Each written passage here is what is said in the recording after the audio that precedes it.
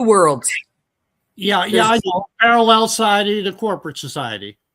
Yeah, totally, totally. And the bridge between them is going to look like it's going to be the easiest for people to grasp that bridge if they start using some of the next phases tools. For instance, right now they're using banks, but I've been saying for like a year the exchanges are going to become the banks. Well, people need to get on the exchanges before it becomes a necessity so that they can start practicing using these bridges. Because once you have that mentality on how that works, and once you've gone and used that bridge a couple of times, then it becomes a lot easier for you to navigate this world of privacy. And that really is, that's the long and short of it, is the mindset needs to support the tools. Once you've got the mindset, it doesn't matter what tools you use because your mindset will help you build the solutions you need. That's how I would encourage people to get started. Be like, well, have you ever bought Bitcoin? No. I would start with that. I'm not saying that invest in it, but just practice making the exchange because these exchanges are going to be the new banks. Already, think of it. Bow Valley Credit Union. You get an account there, and you can get three different kinds of accounts. You can get the Canadian dollar account in your account. You can get an account with gold and silver bullion dealers right inside your online banking. And you can get a Bitcoin account right inside your online banking. The banks are literally transferring. If banks are not innovating themselves to become an exchange, they will be left behind. And so if you're using that old banking system, you're going to be left behind. I'm of the mind that the best training ground for people to start learning is by opening up a new bank account within this new realm, this new industry of banking. And that's how the practice can come into play. That's the most user-friendly way to get started. Once the mentality has been practiced a few times, that's when you might introduce them to Lace or Eternal or something a little bit more progressive, but still right along the same lines as far as mentality goes. It's just now, instead of holding your account at the bank, now you're holding the account in your own possession. There's a sticky note. 2 sticky notes. Like this, this is where my trust is. I have more trust in this book than I do in any bank you can possibly imagine providing me services. This book in which I hold my trust has far more. We were talking about this morning, Audrey. Is more force and effect in trust than anything that a bank can provide, simply because I've been practicing these principles for so long. Does that help? I mean, Audrey, you've used the exchange enough times. Can you see how, yes, there's a learning curve, but that is an easy bridge for a lot of people to make. It does take time, practice, absolutely. Yep. But there's tutorials, like you've done tutorials. Yep. And I'm more than happy to do them live, continue to do them live, because everybody has a different angle and there are different things that people struggle with, different steps that I've noticed people struggle with. There is no one tutorial that gets them from start to finish. We have to build them individually, one by one, and start refining it so that when people print off this tutorial, let's say they want to get started on their own, when they print it off, it covers all of the different aspects of these steps. Right? The struggles that I had are nothing. They're nothing, and it's not like they were greater. back in 2017 when I got started with crypto. It's not like the that the challenges that I had were greater than they are today. It's just the tools were different. That's all. Now the tools are a lot more user friendly, but the difficult part is still that mindset shifting and the practicing and that new way of thinking And learning the language. and learning the language. Yeah, totally. Exchanges are a great place to practice.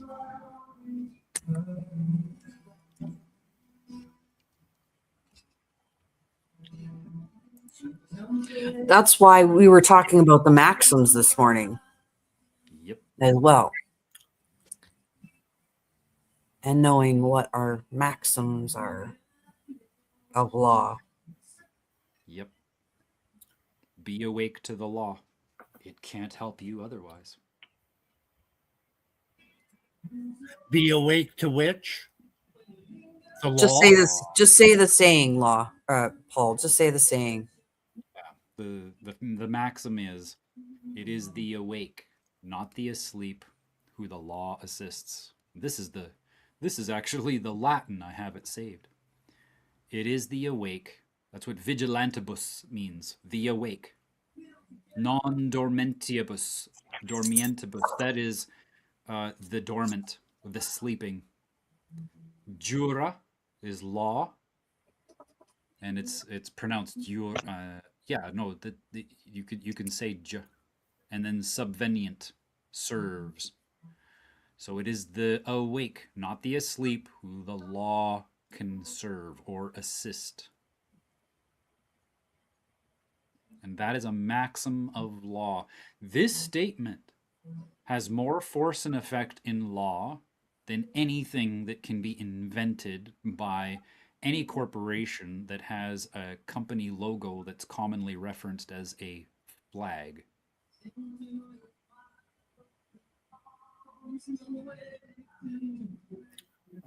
I fly the white flag. Yeah.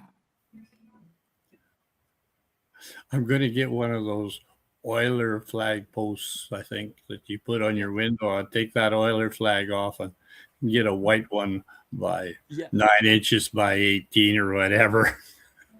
Most people wouldn't have a clue what I'm flying. No. I've actually thought many times of actually getting like a good old Jolly Rogers flag, simply because essentially that's what I am.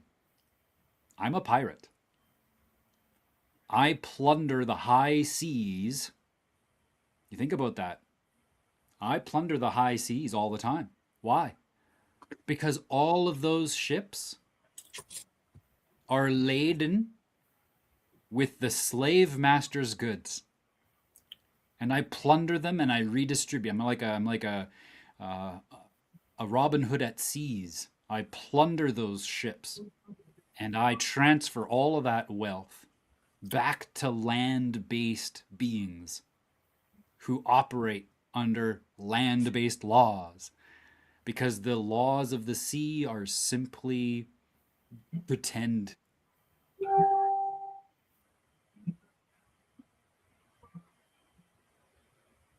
They only apply to the sea. They don't apply to land-based animals. They apply only to sea-based trade.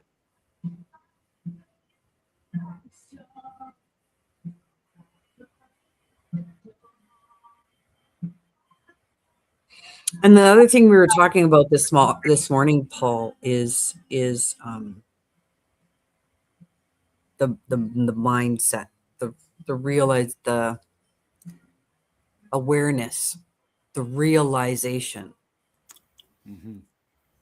To realize, first of all, that you are a slave, to realize that there is another way, to realize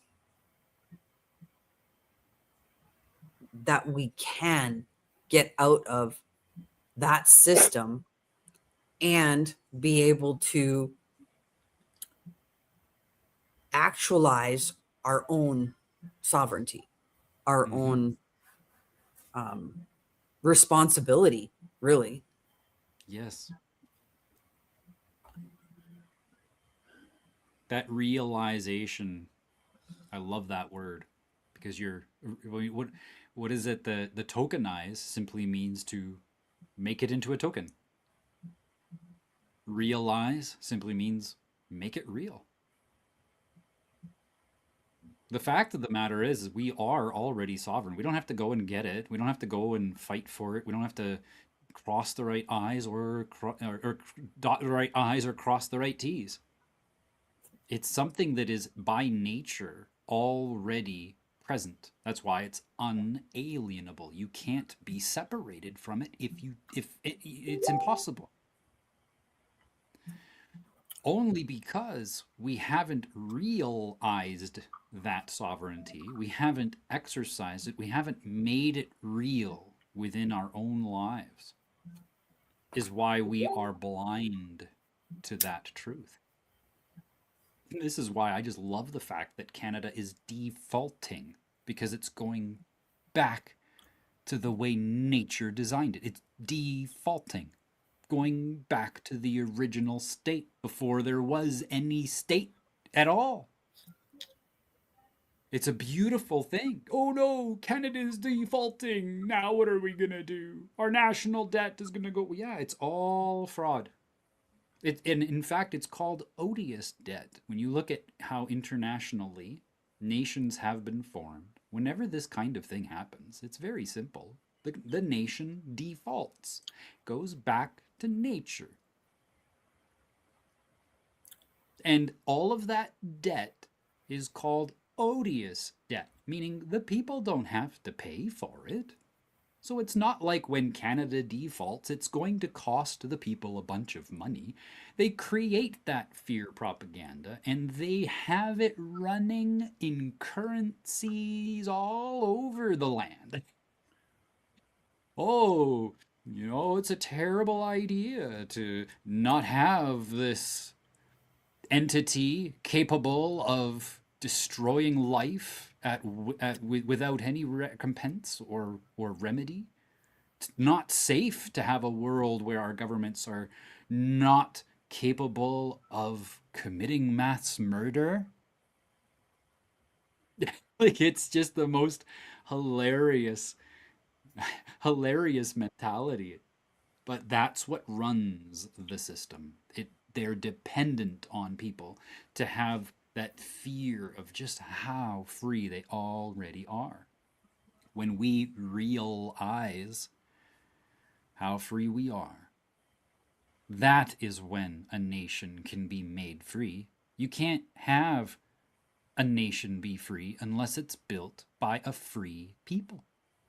Like, what are you going to do? Have a nation be given to you by someone else?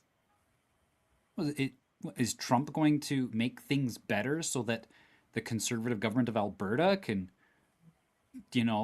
help us separate from Canada? Like, what? No. That's not a free people building a free nation at all. Our role is to be free first. We need to realize who we are. What is our identity? Gary, yeah. I'm not being critical of what you just said, Paul, at all. But I got to say, like, for me, this growth the last couple of years, especially, when freedom's mentioned and organic, like this person told me, I got an organic farm. Well, they don't use any nature's amendments like leaves, grass cuttings, wood chips. So there's the organic part. Oh, I can't add any of that. Well, we got chemtrails anyway as whole.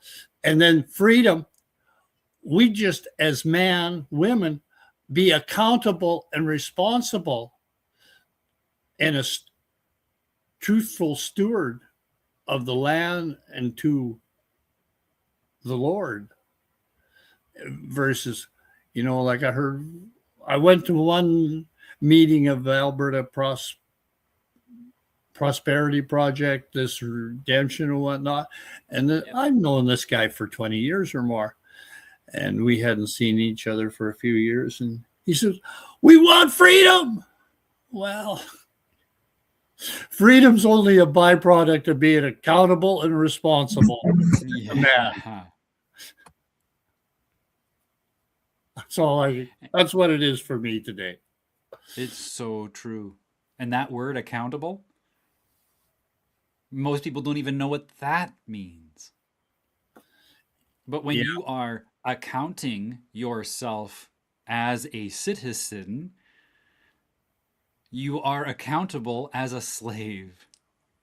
You know, that's why sometimes we have these, I hear about these people with these new writings, or, oh, I got this great notice that's going to make it where the smart meters can be taken out of my house. Or I've got this notice of liability for the damages done with the vaccine. Or, oh, we can make this PMA paperwork and it's so much better than everybody else's. And I read the words, and the language patterns are only that which could be uttered by a slave. Yeah. I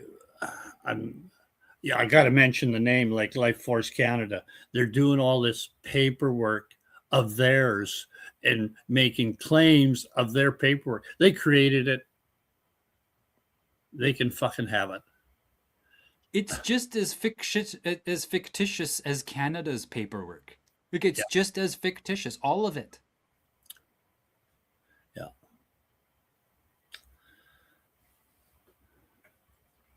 There's actually it's interesting we bring this up because I'm going through this one, it's called the Sovereignty Reclamation Protocol. And the name itself got me a little bit concerned because, of course, I don't have to reclaim it. It didn't go anywhere. It's not something that's gone. It's present. But I do value some of the language patterns that they share. I'm going to just quickly bring it up here so we can review some of these things together. I'd love to hear what you think of it. I haven't adopted it, but it's one of the best declarations that I've ever seen. Let's go preview. I haven't even determined what would be the best declaration because my mentality around this topic is that there are no words that can describe my spirit, my essence of being, my I am, so to speak. And so I don't think that there are words that can actually suffice. However, it is good for us to recognize areas of our lives where we need to put up boundaries. Audrey, you said it, or not Audrey, you said it earlier, where it stops here. The violence stops. The patterns end here. No further, no more. The line is drawn. And this is a powerful, I think that the language patterns here, we could find things to adopt for ourselves in order to set those boundaries. The purpose of this protocol is to consciously reclaim full authority over your life force, energy, choices, and agreements across all timelines, layers, and realities. It's a positively charged, coherence-based declaration to end unconscious contracts. And this is accurate. People are unconsciously contracting with their government. They're relating with their government unconsciously.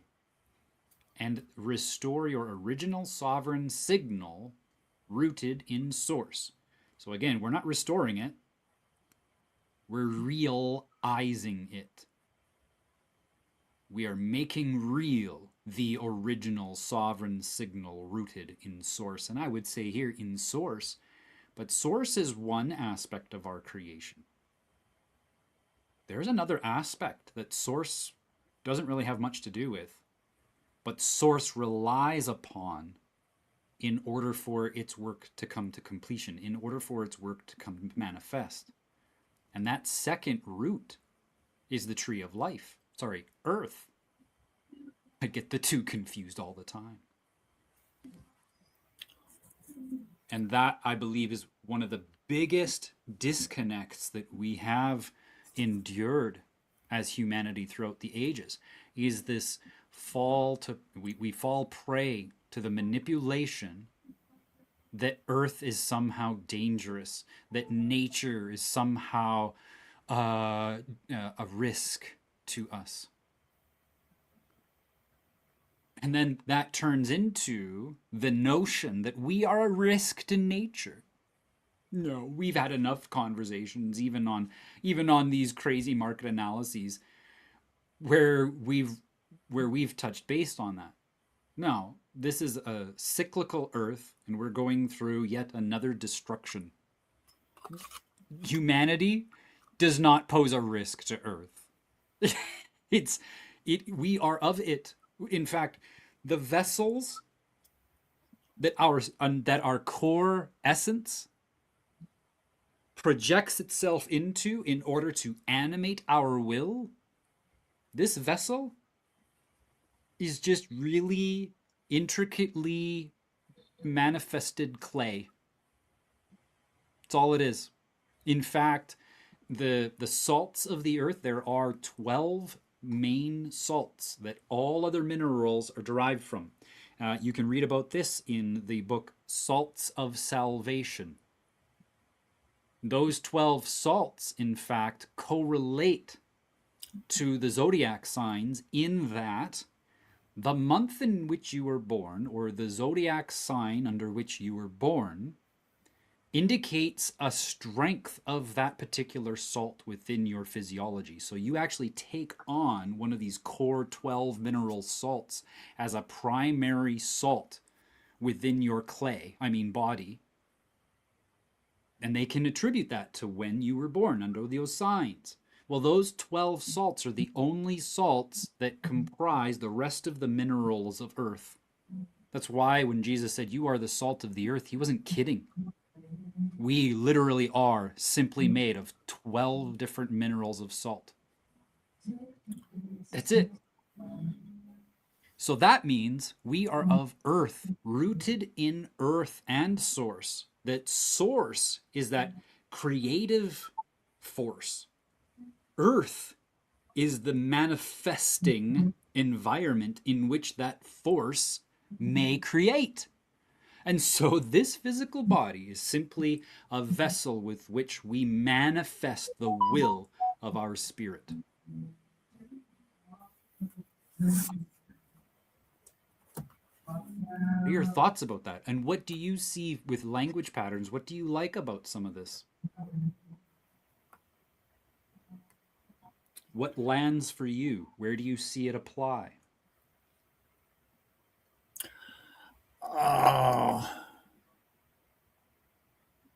It's a little deep for me at the moment. I've got a definition of all those words. And, of the different languages and the origination of them and what that really all in source, like in source, like what all sources are we talking about? Right.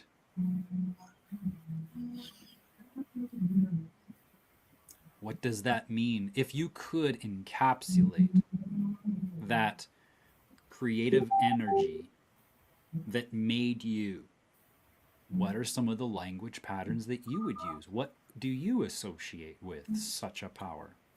And typically what happens is that people simplify it with the one syllable sound vibrational complex known as God.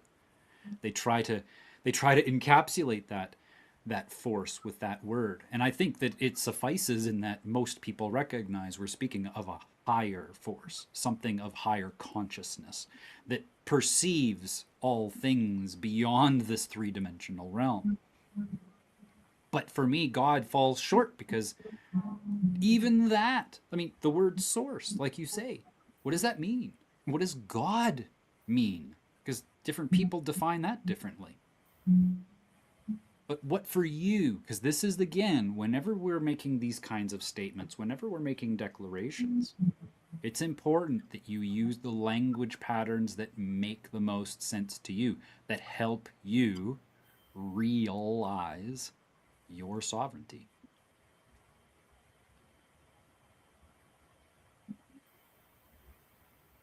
What is that word? How would you describe that? Audrey, what would you say? How do you describe that force?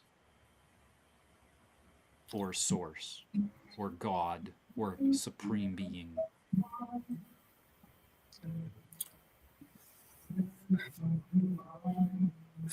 For me, it's more a feeling, right? It's more of a discernment. It's more of a knowing than an actual physical. And that's one of the things for me is know thy body, know thyself. So that way you can know, right? So for me, it's just a knowing. It's just a discernment. Mm. So that's kind of what it is for me. So we've been conditioned to not feel who we are. Right. We've be conditioned to be doers and not just be. To have all these things around us that we don't even know who we are and what we feel anymore. Mm-hmm. So for me, that source and that is just, I know that I know that I know. So I'm just going to do. For me, that's, I guess, the best I can do for what it is. And that's awesome. Mm-hmm. How do you, and that's my thing. That's why all of these words are just, to me, fancy, like fancy ways of expressing boundaries. But that they're, for me, I can't imagine there being words, a language that we as humans could possibly generate to encapsulate what this all is about, what source is, what our spirit is. Again, language is still a three-dimensional constructs tool to relay information back and forth within that construct. That's all it is. So it's going to be limited to construct experiences. Our source, whatever it is that we came from, not the body, but the spirit, it doesn't think in language. That's a very three-dimensional brainy thing to have occur. And that brain is physical. It's of source. All things are of source, but it's not source. It has it's like think of a video game. Think of a video game where you have a character. In that video game, because it's a program, has rules. Like, for instance, gravity. The character in the video game is experiencing gravity in that it's not floating around. Right? And you got to move your character around. So there's resistance, viscosity to the environment. You've got hills. So now you've got rules like, oh, well, now my avatar is a little bit higher than it is lower. But see, the avatar itself and everything that's comprised of it, that it's comprised of, or of which it's comprised, yes, and everything of which it's comprised, cannot experience something outside the program because it's part of the program, right? Well, the same thing here. The brain can't experience something outside of the physical matter reality because it's of the physical matter reality. How on earth could we come up with such a fallible, subjective mind, brain, how is it that we could possibly formulate language to describe that which is outside of the program, outside of the environment? It can't. And yet, may we strive to be able to share with people our boundaries within this physical realm. And that's why I encourage people to find language patterns that do work, so that when you are up against, like, let's say, for instance, you're speaking to your neighbor, you're going to need to use language patterns that assist them in seeing your light shine. If you're speaking to an agent, you're going to need a different language pattern to help them recognize where their jurisdiction is and isn't. So where is this protocol? Where is that? Well, right now it's sitting on my hard drive. I'll throw it up in the Telegram. Let's go. Yeah, because I'm liking the beginning wording. Anyway.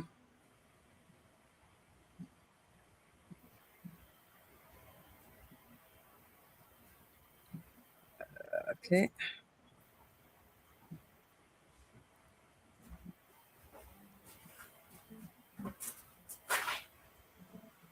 Okay, there it goes.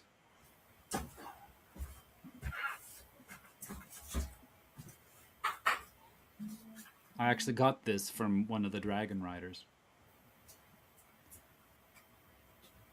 Or declaration. I call every fragment of myself back to presence now, whole, intact, and free. I like that. It's not that we are fragmented, but what occurs is because of our beliefs, we end up experiencing fragmentation, especially amongst the people of spiritual, of the spiritual influencer industrial complex.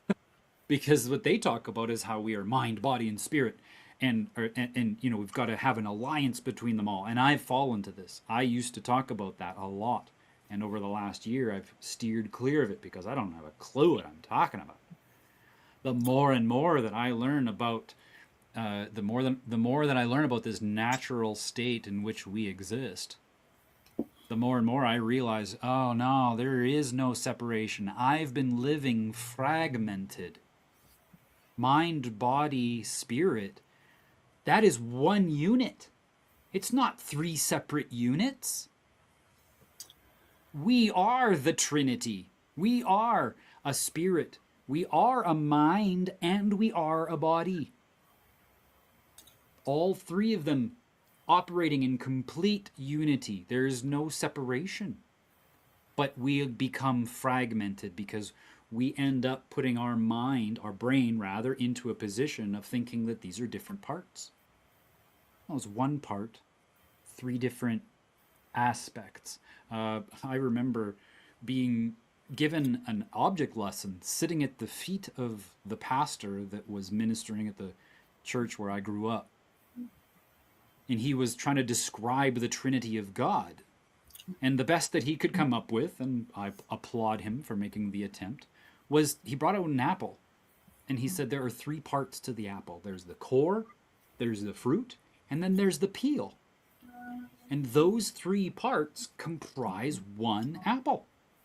And that was the first time I was like, oh, okay, I could see how God is, God the Father, God the Son, and God the Holy Spirit, because that was the incantation that I was given growing up, right?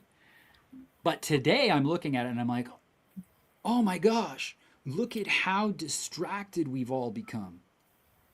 We are a Trinity. Spirit, mind, and body. Father, Son, and Spirit.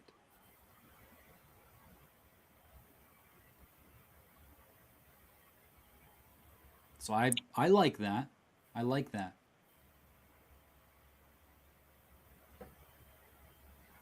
I revoke every form of consent given knowingly or unknowingly that does not align with my true sovereign will.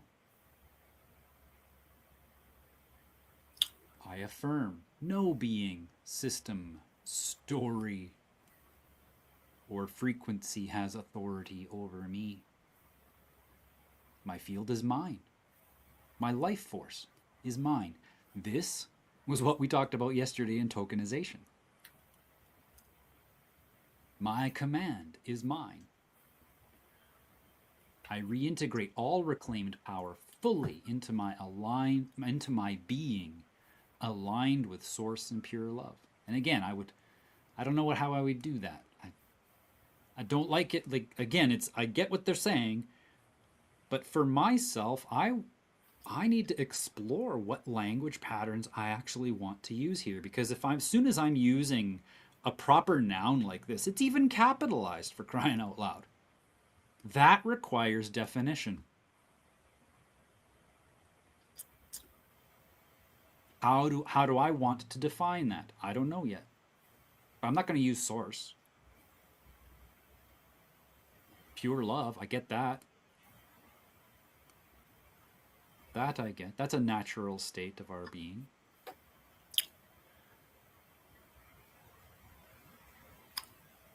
What are your guys' thoughts about that number one core declaration?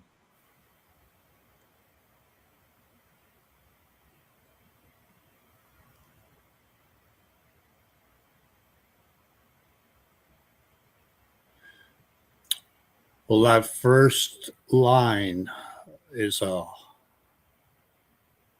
for me is just a lot of a thought. Like, yeah,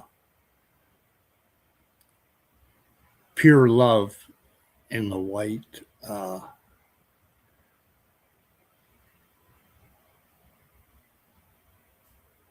can feel a force of me from the chest. Yeah. But there's all these other things tagging on, what do you say?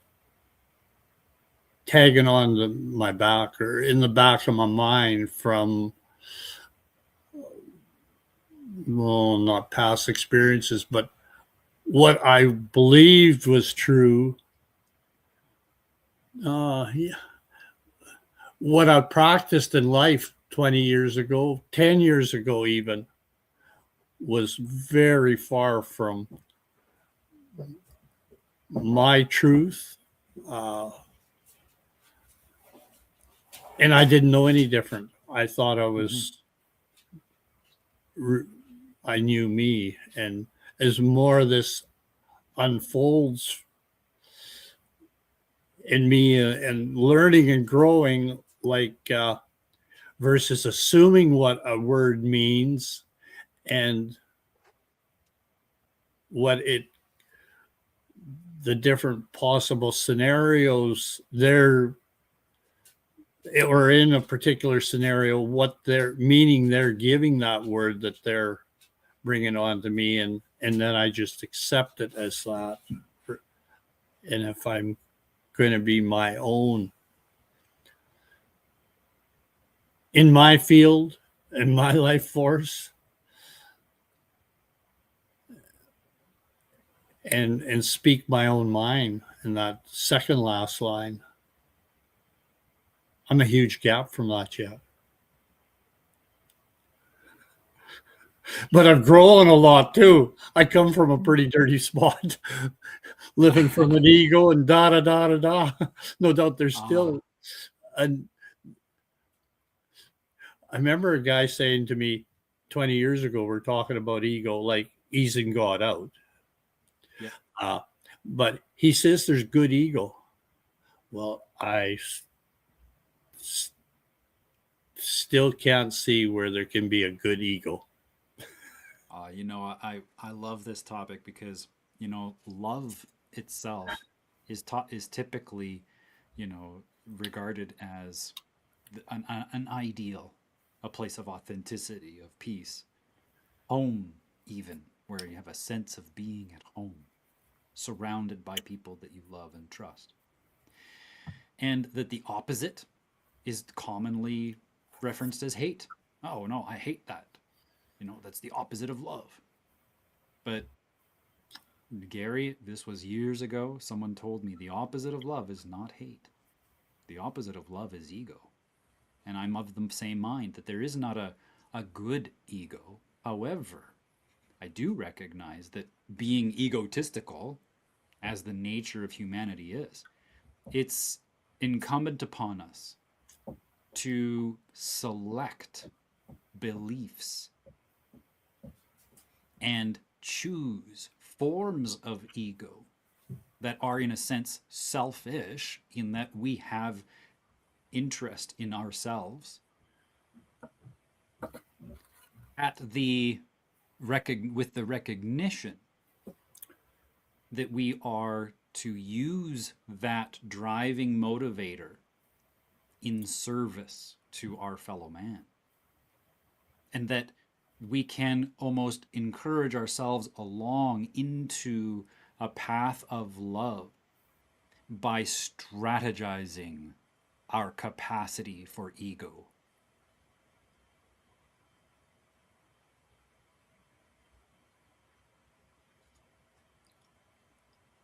I'm with you. Having ego automatically places you into a position where you have an attachment to an identifier that was likely built out of the fear of losing something, or out of a conflict where someone possibly could take something from you. That is typically where ego rises.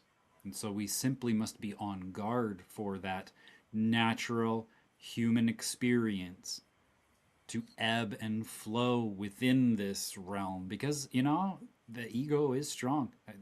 We have a world of material. So materialism is going to be a natural state for us. And it can be a catalyst as well. Doesn't have to be our downfall, but it is when we allow that ego to go on unchecked, where we're not self-analyzing or rather self-assessing the paradigms that form that ego.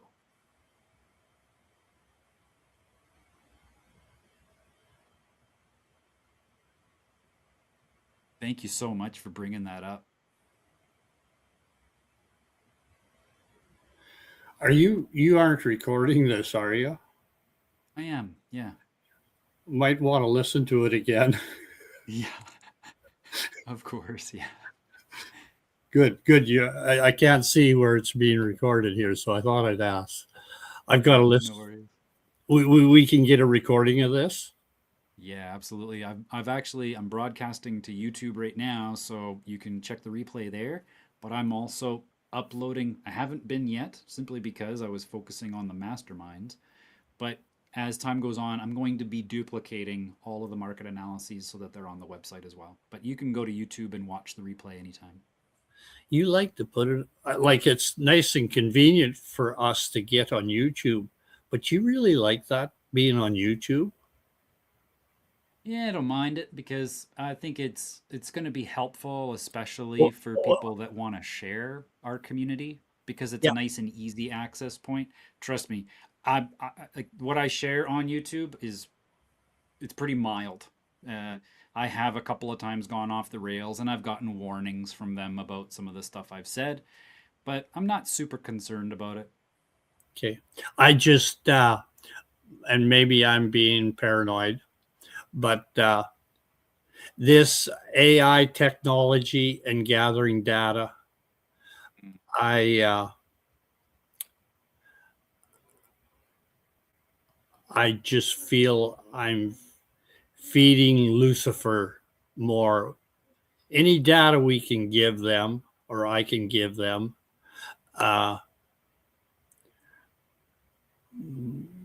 they use that data for their, anyway, I don't understand how they create data as such a huge commodity, or how they can, but they're doing it with advertising it and selling the information to the corporate world, and they play the psychic sales pitch on man and women. But no, it's great. It's on YouTube. It's easy access for the masses. So I guess that's maybe more of a benefit than what the criminal side is doing with it. Let them fill their boots. They're going to kill themselves eventually. Yeah, yeah, that's true. Yeah, and again, for me, it's recognizing that even if they got they get this data, right? Because they are, and I would imagine that there's definitely years of data that they got from me as I was still stumbling around trying to figure out this stuff. So they've got it already. For me, it's like I'm okay if this data does go out into that data stream, because it's like it's almost like bait, right? And if we are, I consider myself, especially when you make the correlation to maritime law, I consider myself a fisher of men. And if I can put out some bait on YouTube and happen to just meet someone as that, as that digital extension of myself, if I happen to meet someone who can see and hear what it is that I'm saying beyond the veil of the reality that most people are they're so into. Again, the light is blinding to them. They can't see the truth behind what I'm saying. But if I can just get one or two people to hear what it is that I'm saying simply because it's available on YouTube, I feel like I've done my job. Yeah, I agree. Yeah. That's the way I think of with the DeRuthers papers. I've probably got a couple $100 of fuel a month I burn up over DeRuthers papers, getting them up to Grand Prairie and whatnot. But I've said to a couple of different women up at Grand Prairie, that's my donation. If one person gets an article out of that paper to start making a shift that see how big a slave they are, our purpose is filled. Yes. Each month. But Yeah. No, I understand what but I still have resentment of feeding the bastards. Oh, I know. It pains me to see just how much the system is pushing AI upon the people. In fact, I'm witnessing where we're reaching a feedback point because of how much data people do put on the public services like Meta, Google, X. Like, don't leave any of them out. Truth Social is just another version of the same type of data mining machine, right? And you take all of those data centers, you take all of that, and you have now a data set that allows you to create more and I believe that what we're going to see happen is that the language patterns that get pushed out into these media streams are going to become they're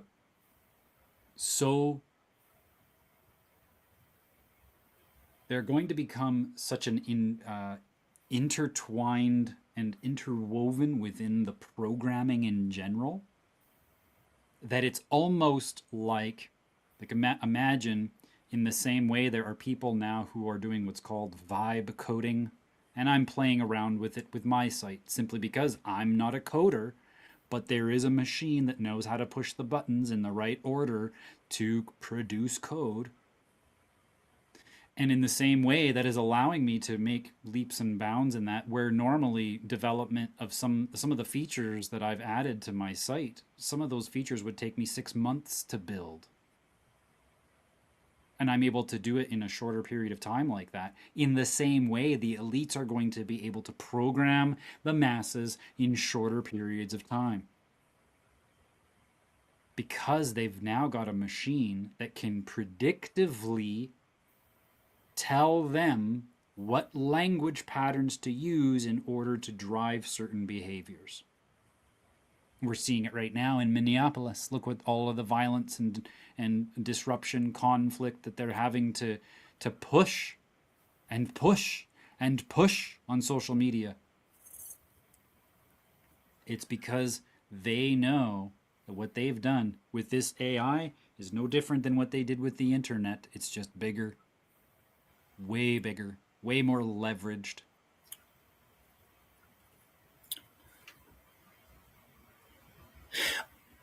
I'm changing. I'm not. Did you get that email from me of Harkin's Take Back Our Technology? It was about Oh yeah. the history of Bitcoin and da da da. He was interviewing Jay somebody. There was at the original of the Bitcoin, and in connection with some of the first creators of Bitcoin, and then how some of them joined, well, yeah, got bought by the deep state, and the other three, Roger, he's got out, but he's under whatever house arrest, probation, or he's limited to what he can do right now in life for a few years. What am I mentioning that? But just all the harms in it, and I guess those the original creators of Bitcoin were ethical, but they got taken sideways by threats.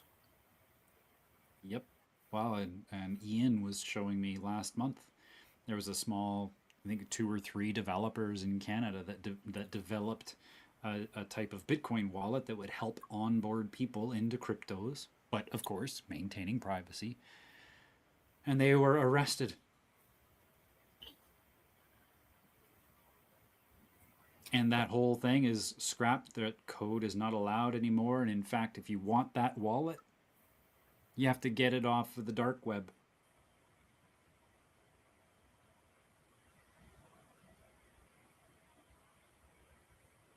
Yeah.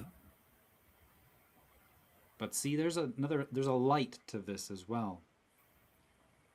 The problem that they had was that they ended up creating a corporation in Canada to start making that wallet, right? So there was jurisdiction that Canada had over their corporation. Yeah. That's the problem. People don't know who they are, and they're implementing many of these strategies, which are great, but they're doing it as a slave on the plantation and then complaining when the slave master squashes them like a bug. Yeah. That's anything licensed is to perform criminal activity against the Lord. Yes. Yeah, the mark of the beast that they talk about in Revelations, which we talked about last night, being, the emperor. At the time, emperor, it was Caesar Tiberius at the time that Revelations was written. No, sorry, that was Nero. But at the time where Jesus was ministering, it was Caesar Tiberius. If you didn't worship Caesar like a god, what is that? What is that? To me, I call worship time, right? Life force energy. You want me to worship? I'm going to need to spend some time doing that. And you had to worship Caesar like a god. What do we spend most of our time doing? Most of the time, most of us, especially the masses, spend most of their time chasing money. And so they are devoted to money.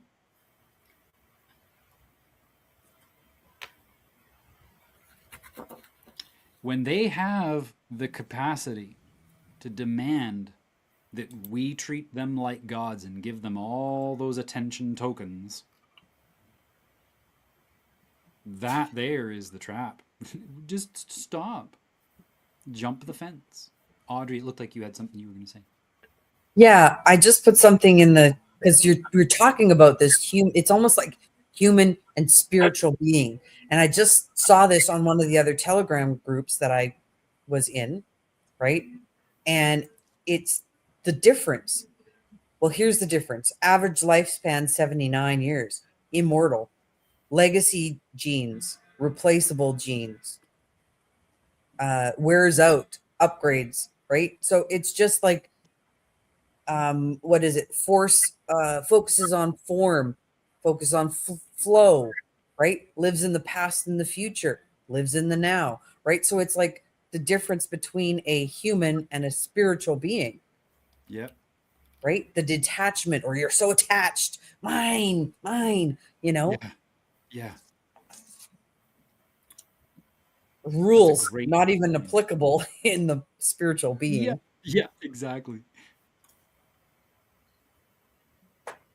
So yeah, that it's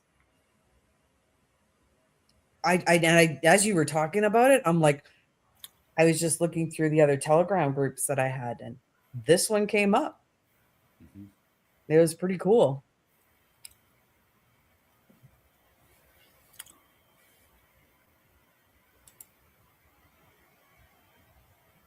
I like that nice. vibrational level, right? Yeah. Yeah, and I have heard that that vibration level, that spectrum, that above love, so love is like 400 or something like that, and that I think it's 600 is like that kind of that last one before now you have, you know, the state of nirvana that the ancients have spoken of, but that at 600 it's above love and it's authenticity. And that makes sense. Because as a spiritual being, 10,000, yeah, you are about as authentic as you can possibly get at that point. Nothing stops you. It's like that idea. If God is for us, who can be against us? There you go. This is that spiritual being side. Those are all the properties that you have naturally, unalienably.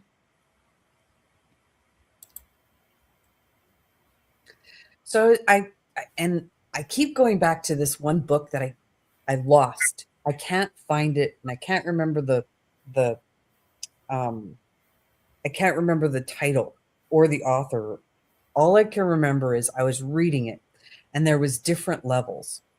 Mhm. So from 1 to 10 levels of spiritual being, and we are babies from 1 to 3 level, just Yep. you know, learning, and then up to 5 we're teenagers, right? And we're still all of ourselves, and we're in that ego and that, you know, all of that. And then 6, 7, and 8 are, we're learning a bit more, we're becoming a bit more, we're using our actual inalienable, I can never say that word, unalienable, you know what I mean, you say the word, the rights, right? That's one word I cannot say. Interesting. Huh. You know, that's okay. You know what? A substitute that I like is natural. Okay. Yeah. So our natural rights, you know, and then 9 and 10, we're like what that spiritual being is. Yeah. Right. So what, for me, I was like, okay, where am I on the spectrum? And to be honest, when I first read that book, I was like probably a 4 or 5. Mm-hmm. But since I've been going through these last, like, I mean, I read that book probably, well, when I was around your house, Gary. So 2016, I was reading that book. And from then till now, I have moved up levels just like that. Like, I know now I'm probably more at a 7. I know I'm not a 9, 10 yet, but I know I'm like from a 4 or 5, I am like now a 7. Just by being more flexible and opening my mind and actually letting the universe flow through me. Mhm. So, yeah, you could jump levels like that. Oh yeah. And it only occurs. That's the thing, is that those levels that get jumped, that only occurs with the the gardening of the mind, I call it. It's by being around that language that allows for that perception to shift. And yeah, it's almost like a snowball thing where it's like eventually you get to a tipping point and you go through another phase of growth, another phase of rising awareness, or what I call a purification.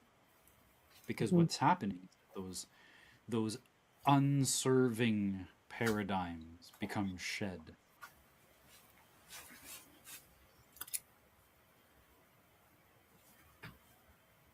This is a good book. I think I might read this out, or maybe take a bunch of pictures and put it up. But this was written by Joe Schroeder back in the day.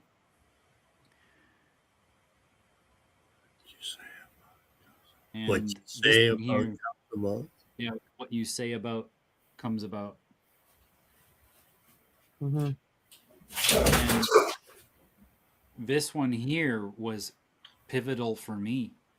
I got this back in 2013, and it is. It's just a tiny little thing. Maybe, yeah, I'd say 7,000 words. Maybe you can probably read it in about an hour.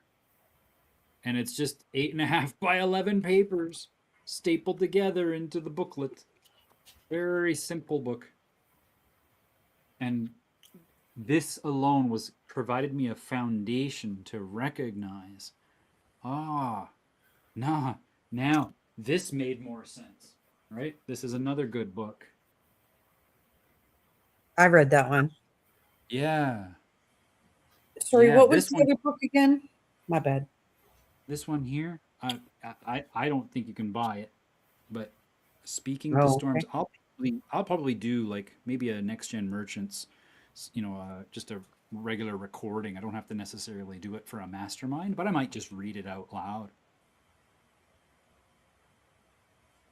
Those are the things. These are the language patterns we have to practice.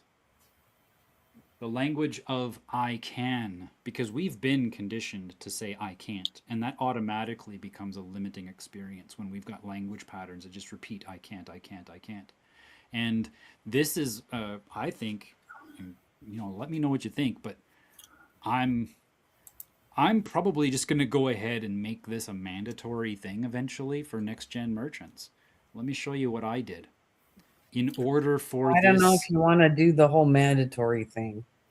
oh, but you hear me out. Hear me out. Where did it? The funeral. There's my funeral file. Here it comes.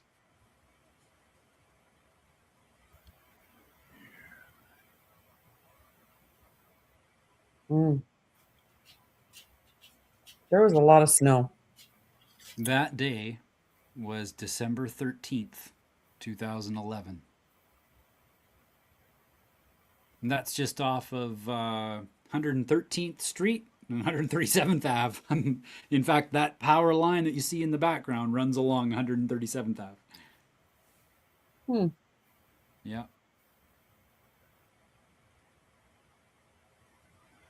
I've thought about making this like an exercise. When people come on board, just have them commit to, with their family, burying the words I can't. I can't. Oh, okay.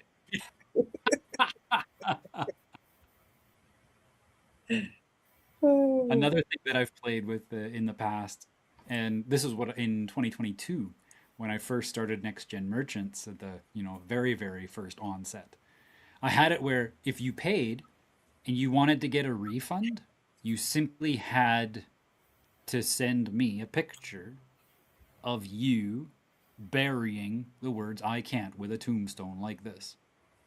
That's all you have to do, and then I'll send you your money back, because the last thing that I want is to take your money and you not get something out of this.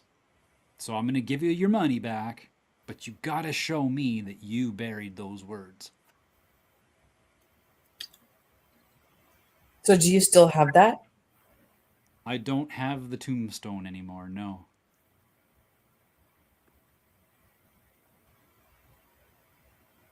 But Oh, then yeah, you wouldn't want to carry it around with you. Or you said Gary, Gary, you said "or try." I apologize, I missed that. What do you mean by "or try"? What was the context? Well, you're using the word we say so often. I can't. You know, I try. Like what a. I'll try, Yeah. which means no. Or it's covering my bases, so if I fail, I can say, plausible deniability. I did my best.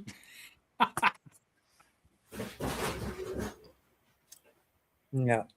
Yeah. Are you doing a work thing after this? Yeah, totally. Co-work right up until 2:30. Okay. I'm going to do some work then.